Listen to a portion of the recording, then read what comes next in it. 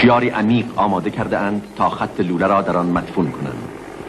کندن این شیار کار ماشین عظیمی است که برای طرح چم ساخته شده.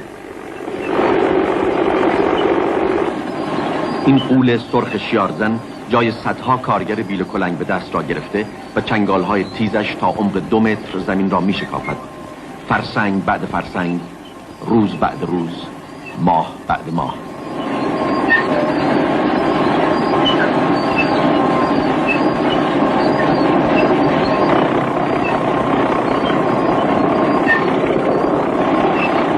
خاک به دست آمده به شکل دیواره‌ای بلند و یک دست در یک سوی شیار کشیده می شود.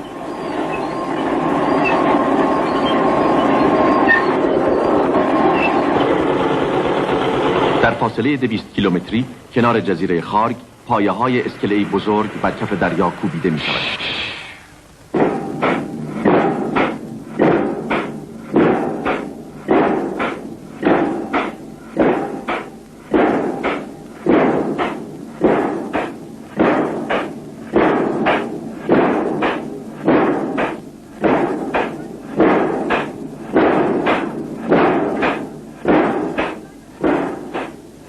اسکله‌ای که از پهلوی جزیره خارگ رویده گسترش می‌یابد و در نوع خود به صورت بزرگترین اسکله جهان در خواهد آمد.